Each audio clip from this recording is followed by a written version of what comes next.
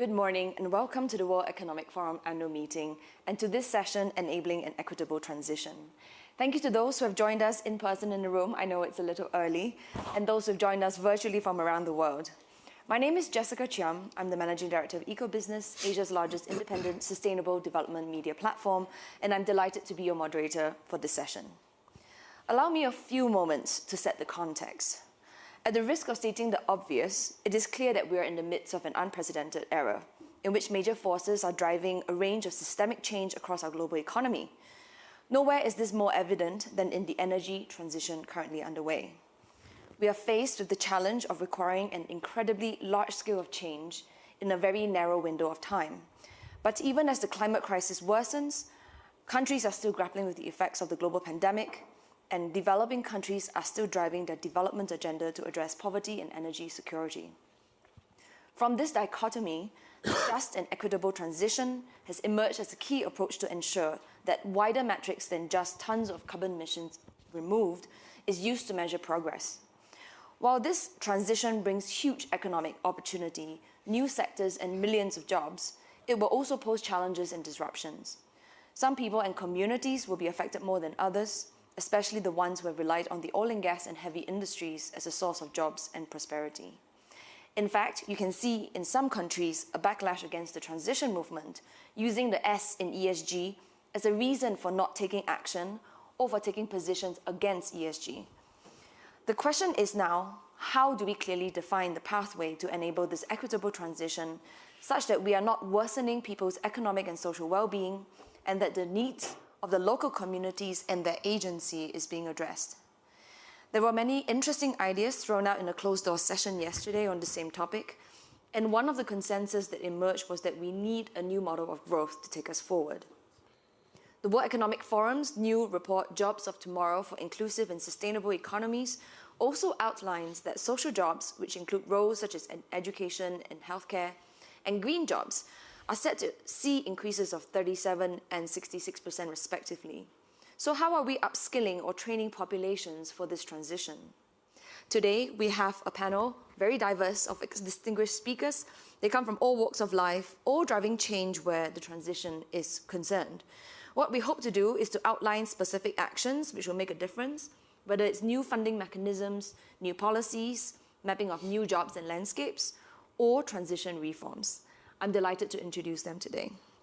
On my left is José Manuel Salazar-Xirinachs, the Executive Secretary of the United Nations Economic Commission for Latin America and the Caribbean.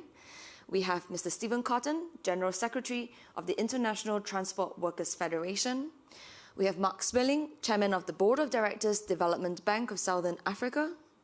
We have Abdelmalek Alaoui, Chief Executive Officer of Guepard Group, Morocco, and a young global leader. We also have Minister Maria Susana Muhamad, Minister of Environment and Sustainable Development of Colombia, who's running a little late and hopefully she'll be able to join us. Speakers, thank you so much for joining us this morning.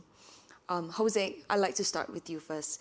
ECLAC has recently emphasized the need for rethinking the development model towards more sustainable patterns of growth and inclusiveness. What can be done to address the productivity gaps for emerging economies, such as those in Latin America? Yes, thank you very much, and it's a pleasure to be in this panel with this very important subject. ECLAC has been diagnosing the development challenges of Latin America, of course. This is our 75th anniversary, by the way, this year. And at present, we see, of course, major gaps. Some of these gaps are not just the consequences of this cascade of crises and the polycrisis, as they've said. Of course, this has exacerbated the situation. But in terms of growth of productivity, Latin America has a huge problem. And this is, how do we make a transition to high growth of productivity is crucial. Let me give you a figure and a fact that we've been kind of repeating, and it's very telling. I think everybody remembers that the 1980s, there was a lot of discussion, and it's remembered as the lost decade for Latin America. That was a phrase that Mr. Enrique Iglesias used, and then many analysts continued using. And it was lost decade, thought Mr. Enrique Iglesias, because Latin America grew on average only 2%. Well, now, guess what? Do you know what the rate of growth of Latin America, if you start counting and average the growth of all the countries from 2014 to this year, in which we estimate that the growth is going to be 1.3%, the average growth of the whole region in this decade that is finishing this year is only 0.9%. So this is a decade which is more lost than the lost decade. And that is very telling. It is terrible, in fact, because it is not a matter that if we continue like this, we're going to have another lost decade. I mean, we continue like this, we're going to have a third lost decade. We are at the end of the second.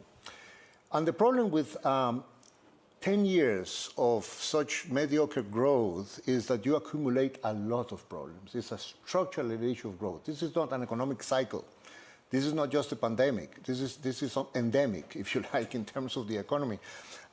You cannot really have good job creation. You cannot even have resources, fiscal, for any of the needs, social programs. Certainly, it's very difficult to have inclusive growth if the growth is so weak, to reduce poverty, to reduce informality. So this is a big challenge. So anyway, there are other aspects of the growth experience of Latin America which are not favorable, but from, even though ECLAC has been talking for 7 decades, and Latin American policymakers about economic diversification, export diversification, the need to sophisticate technologically and so on, we haven't really done so. And with the financial crisis, and ECLAC analyzed that a lot, there was a reprimarization, particularly in the South American countries, in the sense that there was a primary commodities boom, and then, if you look at the figures in terms of the dependency of some countries from exports of minerals and so on, actually increased, didn't decrease. So what to do? We are convinced that part of the solution is to have very decidedly sectorial policies, what is called now in the modern vision about productive development policies, cluster approaches. Because in the cluster approaches, you have basically collaboration. The best clusters are when the private sector is in the driver's seat, because these are the leading companies, the tractor companies. They articulate the value chains with the SMEs and so on.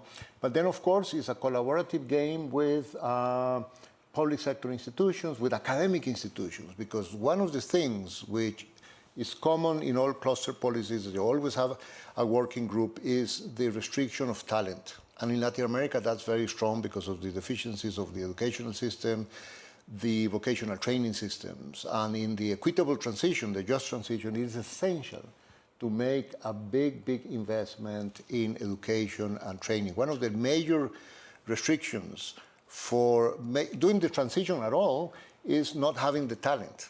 If you think about all the leading sectors, and we have proposed, the leading sectors, particularly with the green approach, is energy transition, electromobility, the circular economy, bioeconomy, the health manufacturing industry, pharma, more local. We depend a lot on vaccines, and a very large proportion of the medicines in Latin America are imported. The digital transformation, the care economy, and even more the care society, and sustainable tourism. In all these areas, there is enormous potential, but one of the restrictions, of course, there is the issue of finance, the public-private partnerships. But if you don't have the talent, then you're lost. And this is all these sectors are technologically advanced. So one of the key investments and the strategic aspects for an equitable transition that produces inclusive growth, that makes a dynamic labor market, is having strong educational and vocational training institutions, because you need the new skills for all these leading sectors of new technology, but also you have to do reskilling and investment in the workers that are on the losing side of the equation. We were talking about this now, because otherwise you create, this is a process of creative destruction, and then, you have more workers that lose than the new jobs that you are giving. Thank you so much. I think you've covered a lot of ground there, but really the importance of education and training in terms of the transition. Stephen, I want to come to you. You represent millions of workers. What has been top of mind for ITF as we grapple with this energy transition? Well, I think there's a couple of points. So you come to the World Economic Forum, you hear a lot of what I would describe as massively transitional conversations about all sectors. From a worker's perspective, that's quite intimidating. And so the whole conversation has to be about, and I think particularly in transport, we learned that collaboration through the pandemic is the only way forward. So from a worker's perspective, when it comes to just transition, and I'll probably take it in a similar but slightly different angle, they need to understand what the pathway is. So those existing workers are people that vote for governments, they're people that mobilise when they're upset, and we've got, a very particular crisis at the moment, post-pandemic, very severe situation with the Russian aggression. So our challenge is to get unions not to think about what the pay rise should be to be in touch with today's inflationary challenges, but to understand what is a green job, what are the consequences of a green job, and our kind of reach out is to employers' associations, and I can probably give some examples on the second round if we get to that, about how do we actually convince workers that they're part of the programme. Now, let's make no mistake, and there's some work being done here in the WEF about new jobs, transitionary jobs, and we understand that running just transition alongside automation, alongside digitalisation, which is another word that kind of terrifies a lot of our frontline workers, because we say digitalisation and it means so much. We don't say your tasks inside your job could be much more rewarding. You may have a more satisfactory job. And those are conversations we would encourage all the corporate members here in WEF and also UN Global Compact and other significant parties to actually engage with their workforce. So transportation has been seen to be a very fragmented industry through the pandemic, and some of those fundamental issues could be addressed through the just transition. We look at our panel and we only have one woman. It's a little bit unlucky that we didn't, but probably transport's got one of the worst records when it comes to gender incorporation. And that's cultural and it's historical and it's the culture of the work environment. So inside our conversation about just transition, we should set ourselves some bold targets about dealing with creating opportunity for more women and looking at the quality of the jobs. And of course, post-pandemic, we have to look at what does flexibility look like. And so for some unions, it's a massive challenge that it used to be 5 days a week, 8 hours a day. And there's also a conversation now going on, both north and south, about what does work look like and feel like. So those are issues we need to put into this basket and have a conversation. And then I think on the bigger picture, and this goes to a lot of the points you make, intelligent multinational corporations have to be planning for the future. And the future will be different skills, both educationally from graduates, or not everyone's going to be a graduate in the world. So what are the different skills we need to deal with a just transition? What are the elements that skilling on the job? But also, if we were talking some of the really hard possible areas like mining, fossil fuel, exploration, we need to give those workers a confidence that there's a journey for them that does involve them having a new job in a different, maybe in renewables, maybe in an environment where you can upskill them and give them different opportunities. So I think for us, and I just genuinely feel we have to look to the young people as well. Trade unions are not naturally known for recruiting young people. We have a lot of initiatives to recognise we have to look at ourselves. We have to understand what is the reality of these pathways. And ultimately, we have to be at the table and discuss. And I suppose the last point, which you'd be disappointed if I don't raise, there's not enough collective bargaining in the process. If you have formal structures with your workers, there is a method of conversation. There's a natural mutual respect.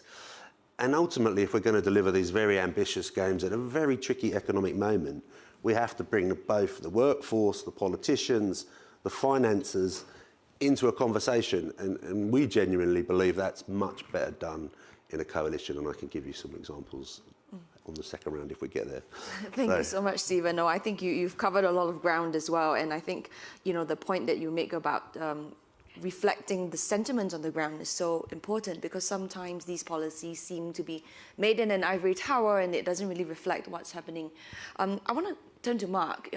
South Africa is obviously the first country that announced the Just Energy Transition Partnership, and that has been quite controversial in terms of the political and the business buy-in that you've had. Can you share with us what's that been like?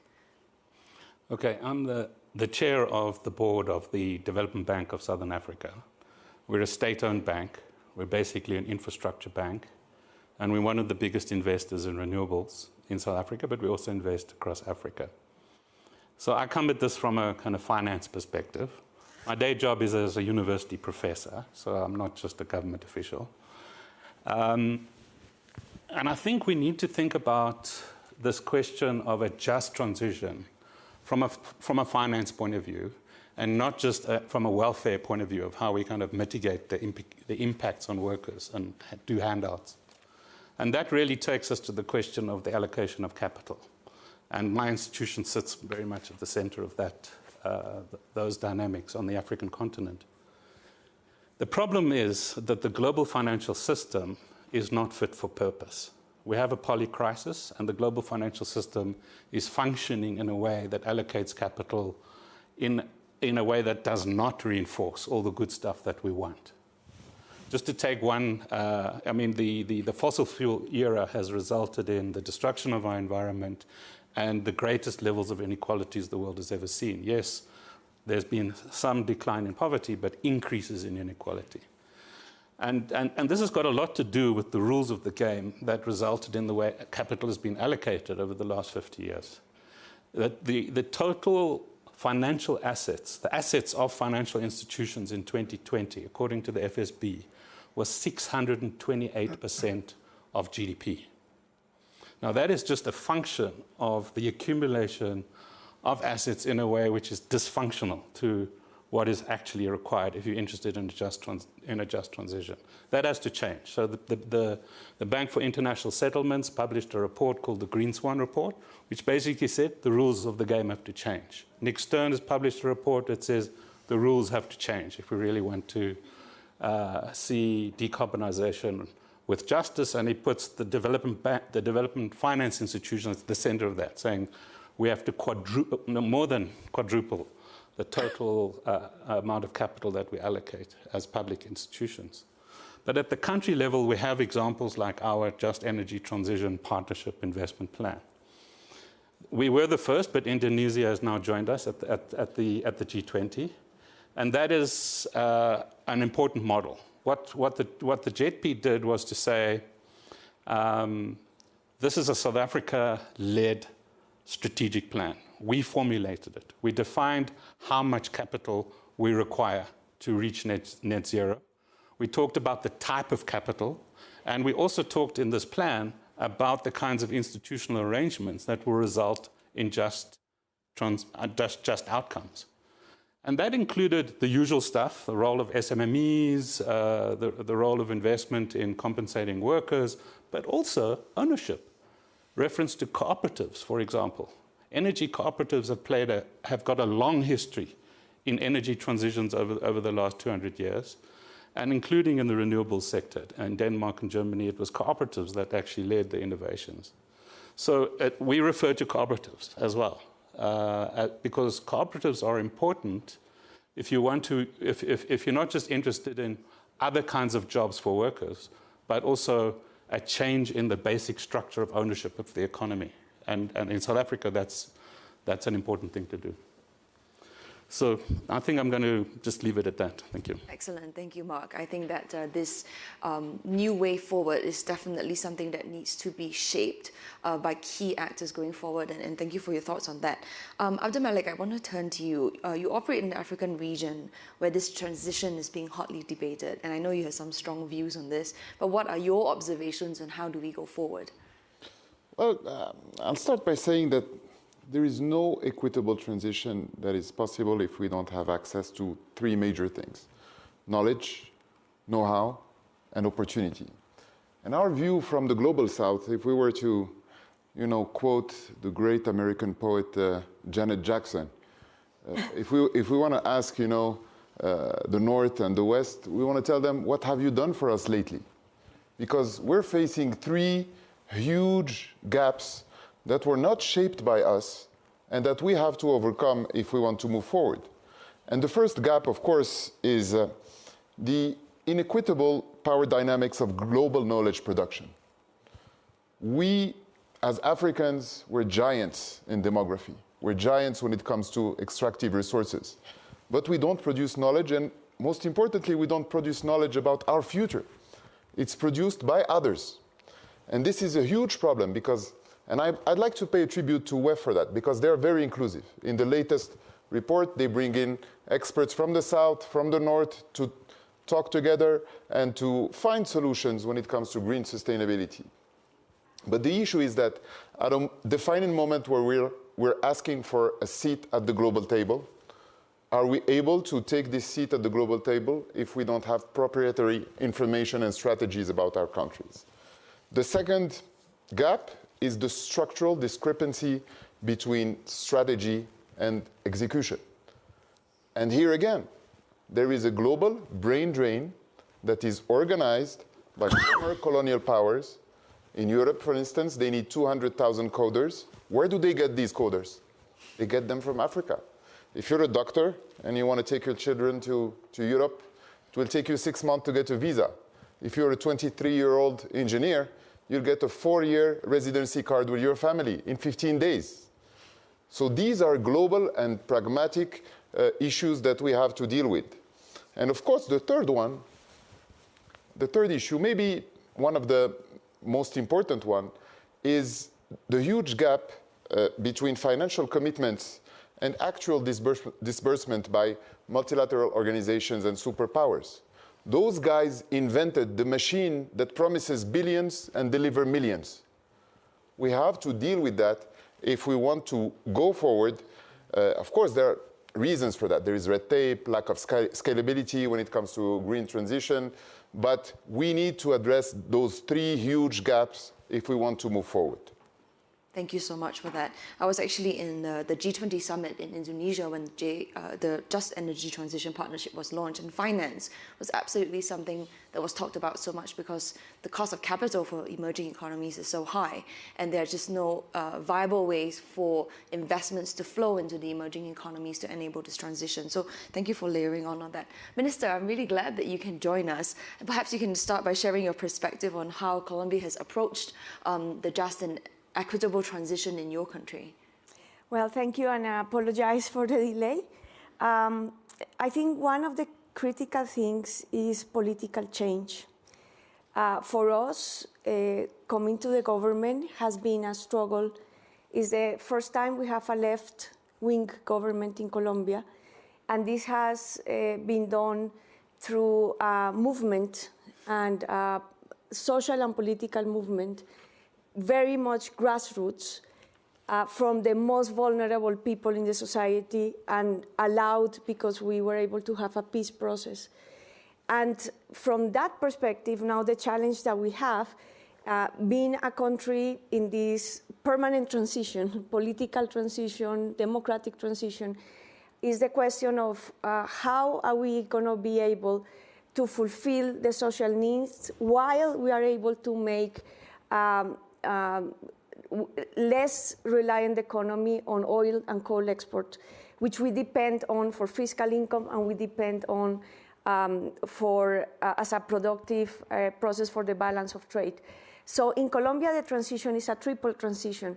It's an energy transition, is a fiscal transition, and is an actual economic structure transition at the same time that we have to deliver on the equality and inclusiveness. How do we do that? I think there is one single process in this political process that is key, and is what we call the PPPs, is the People's Public Partnership. And it is about creating the social agreements in specific regions. Colombia is a very diverse country.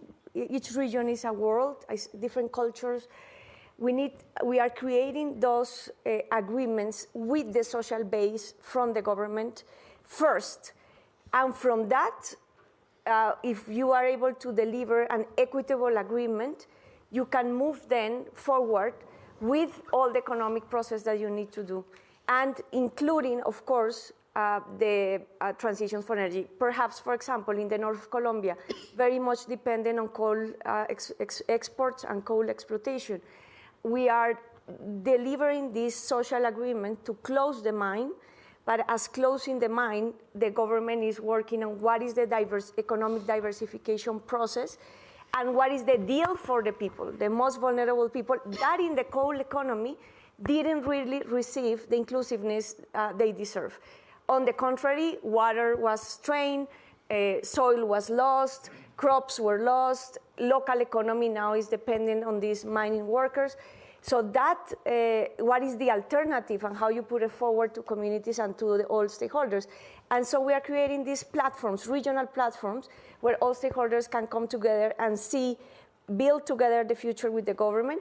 And then from there, with those social pacts, now the Colombian government can go outside and start seeing how we're going to finance this.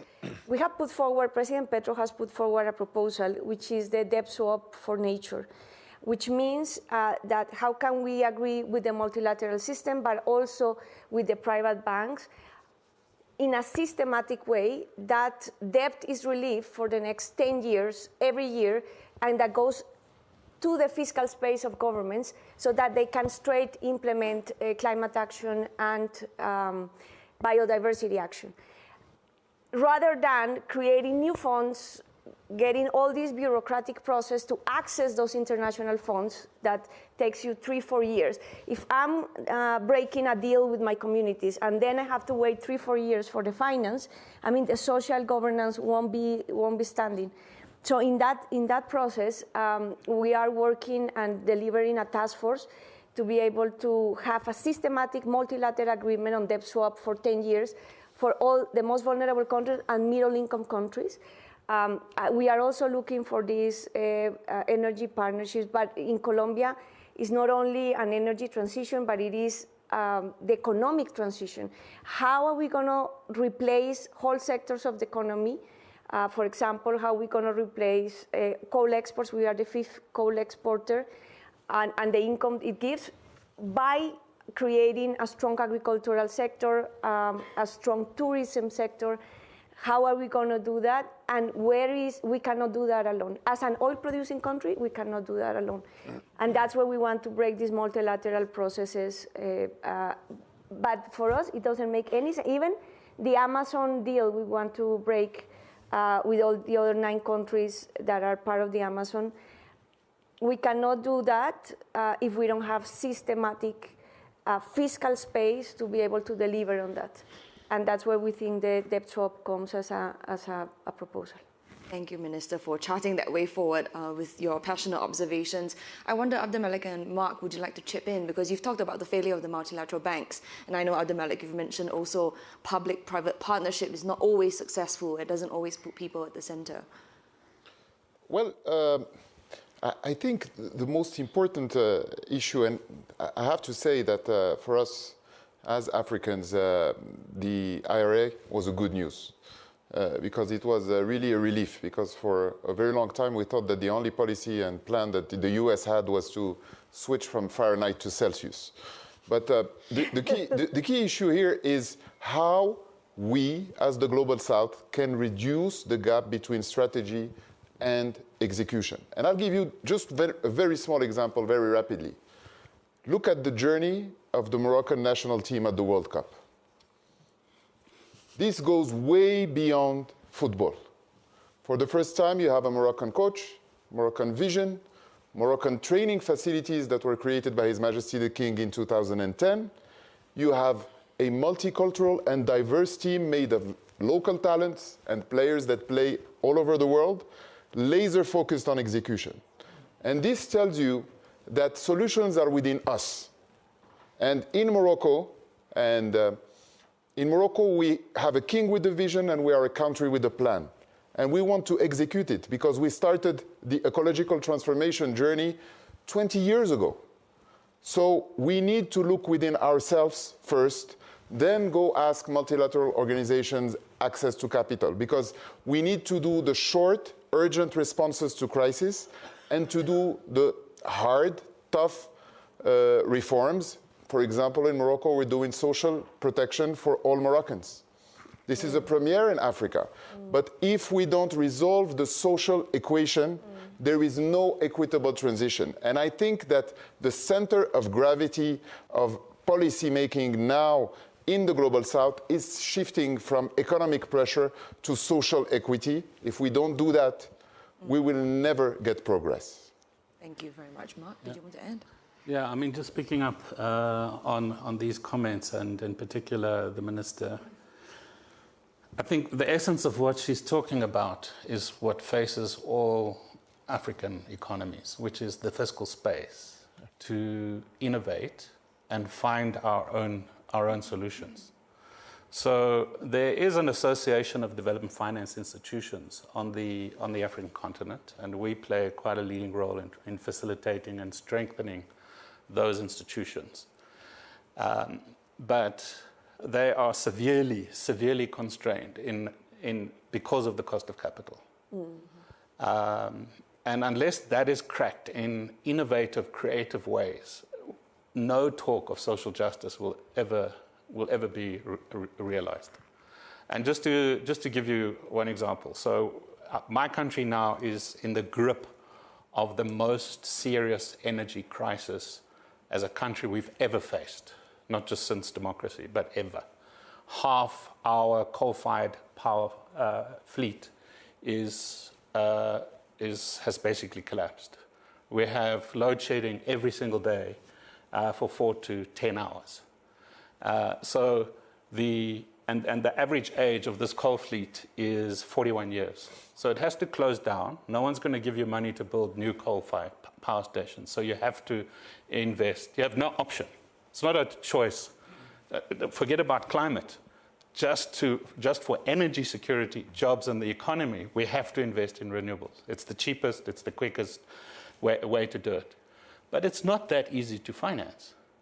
And if we are going to take on more and more international debt in order to finance our energy transition, we are undermining the conditions for growth and inclusion. Because we're going to be borrowing euros and dollars and trying to turn those into development investments. That's a kind of oxymoron. So I think we need the kind of fiscal space that is being. We did float, for example, debt for climate swaps, and we were completely laughed out of court by the financial institutions. But it's a mechanism that I think deserves consideration as an alternative to more debt to finance decarbonization and social justice. Very good points made. I'm just going to pause here and ask if any burning questions from our participants here. No, then I will come to Stephen and José. Would you like to offer some thoughts? It's impossible not. So I kind of took it from a worker's perspective, and we have workers in all of the countries represented here. But it feels like we're playing with a stacked deck of cards. How do you break out of the process? How do you meet the targets that are set in places where we actually, and I put myself in your team from a global south perspective, how do we change the rules? Because the reality is, currently, you're being asked to do lots of things which are practically and financially impossible. And from the worker's perspective, explaining to a South African miner why we should meet a green target, it's one of the most difficult things in the world, because it's impossible. That was a job. And unless you have the financial security to reassure them, and let's not forget, these were good jobs that didn't just provide for the family of the miner, they provide for the whole community. Unless you build, and congratulations on the strategies and the electoral win, you have to convince people today. You know, we live in a world where social media drives everything, and who knows what's true anymore. But the reality is we've seen mobilised messaging mean people do understand some of these challenges. And as a trade union leader that represents Global North and Global South, it's not that easy to explain to a North American miner why he's going to lose his job, predominantly men as well. So those issues all need to be factored in the serious policy making. And good job that we have a very good government with us. I have to say, through the pandemic, and prevalent in a number of the situations where we tried to deal with the inadequacies of our global supply chain, many governments are not able to respond to these big challenges.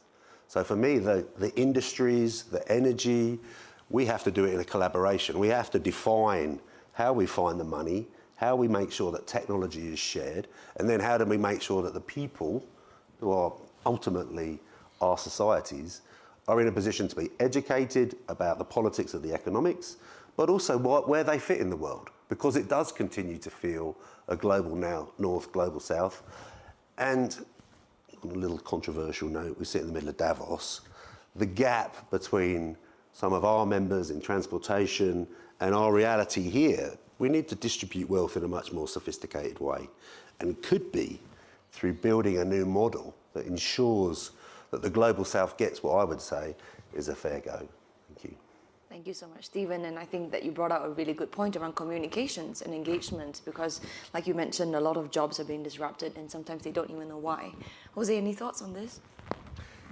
Yes, I think it's an extremely interesting conversation, and I think you can see, as the minister said, it's an energy transition, it's a fiscal transition, it's a structural one in the economic sense, and also it's a structural one in the labor market. So what you have, and this is the interesting thing about the new visions, of sustainable development and so on, is that you need a lot of things to come together. You can have the strategic vision, you have to understand the subjects, but then for this to happen, you need to have good finance, good planning, you have to have the conversation. So I think it poses a matter of the governance about, this type of policies and this environmental push. How do you involve the different stakeholders? How do you work also and overcome the government, the public sector coordination failures? I mean, we have government structures, I think all over the world, not just in Latin America, with silos. We used to divide, okay, you have agricultural policy here, you have industrial policy here, you have financial, so you have another ministry for that. And so you have, 20 or more ministries, and then look at the conversation. We are talking about a number of things that have to come together. So the governance on this needs not just the vision, but the capacities, technical, political, financial capacities to actually deliver an advance. And in addition, you have all the resistance, because we have been talking about how, there is resistance by workers because they, basically think they're threatened by losing their jobs. There is the whole territorial dimension of the transition as well, which is, very important, because, we think here, talking the abstract, but in fact, mining activities, electricity lines, forest issue, everything has a territorial dimension. So you have to involve the local communities.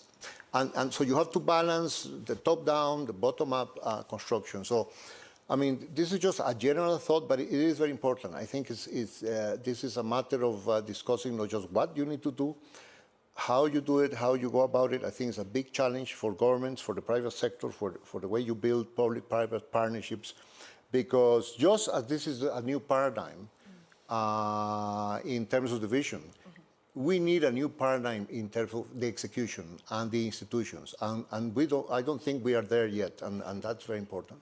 Thank you so much. With an eye on the time, just going to get everyone to give this, if there's one thing that you would change now that's going to enable this transition, what would it be? Very quickly, Minister. Well, it's not an easy question. Sorry. But I will say that we should realize that it's crisis after crisis. So one key question is how we govern permanent crisis. Just now in Colombia, 5 months into the government, we have 1 million victims of flooding. How do you manage that? And at the same time, you have to make the change. Where is the fiscal space? Where are the institutions? Where is the governance? Where are the social pacts? And finally, probably how you bring the voice of the people at the front line of climate change to the power table. I think that will change a lot of the reality of how this is thought through. That's very well said. Thank you, Abdelmalek.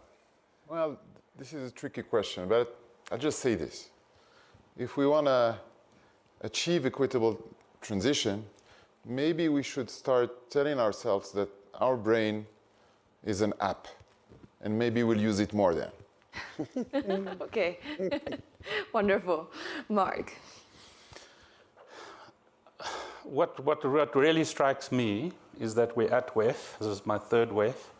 There's never been a discussion about how we change the rules of the game of the global financial system. And unless that changes, I mean, in the 1950s, total assets of financial institutions was about 50% of GDP. It's now 628% of GDP. This is disgusting. This is completely and utterly inappropriate if you're interested in a just transition and a world for the future.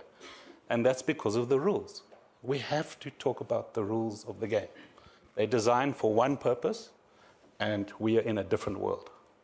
Thank you for that. Perhaps WEF can do a session just on changing the rules of the game. I think that would be super fascinating. Stephen? Well, they're very, very difficult to follow. I think the reality is, it's probably two words for me: responsibility and leadership. We have a responsibility, whichever part of the system we are, to talk the truth and challenge the system. And then leadership, and as I say, I'm kind of question some of it out there globally, they have to recognise that this system will topple over. You cannot have that model of inequitability and expect the populations of the world to be comfortable with that. Sure. And so you'll see a more extreme world. So we have responsibility and leadership, and we all have to change to adapt to that process. And I think that's what we need organisations like the WEF to challenge ourselves about, how we can share technology, be less greedy, and actually implement proper programs. Well said, thank you. And to a WEF audience, I'm sure responsibility and leadership resonates. Jose, last but not least. Yeah, it's a difficult question, but I think I'll go back to what I was saying before, and actually is the text of what we all have been commenting. That is, we have this new vision. It's a new paradigm to look at development, sustainable development, when all these different ingredients come together. That's very powerful, it's very persuasive. But I think we don't really have the institutions yet, or the consensus and the areas to discuss this, to implement. So I think, I guess this goes back to what the minister was saying in terms of the gap between strategy and implementation. So I think that's an area where we have to work a lot. At the two levels, there's the national agendas and the national challenges that needs much more social dialogue, much more persuasion of different stakeholders. But of course, this has to be complemented by the whole international agenda, where I agree with what has been said in terms of the need for changes in the financial system, innovative ways of doing finance, with the green bonds and so on, and then the role of multilateral institutions and regional development banks. So there are a lot of pieces to this puzzle that have to come together. So it's very good and very important to have this kind of dialogues. I mean, transition and green transition is really a new concept. I think Yes. probably if you make a search, you won't find it more than 10 years ago. I remember I used to be at the ILO, and the first time, in a tripartite way, workers, employers, and governments discussed this, and there was a resolution on the just transition. I think that's the first time that it was discussed in an international organization. And if I'm not mistaken, that was around 2012. So we are in early days, and we have to talk much more about this and work on the institutional and governance aspects. Thank you, and that's a great note to wrap this panel, and that we are still really very early on in this journey, and that we can all really play a key role in shaping how we move forward. So thank you to all the panelists. This is such a complex subject. I'm sure that we can go on all day, but thank you for your insights, and also to the World Economic Forum teams, especially to the team at the New Economy and Society, who are advancing this key conversation and help us make sense of what actions we can forge together. Thank you for your participation, and have a great day. Thank you.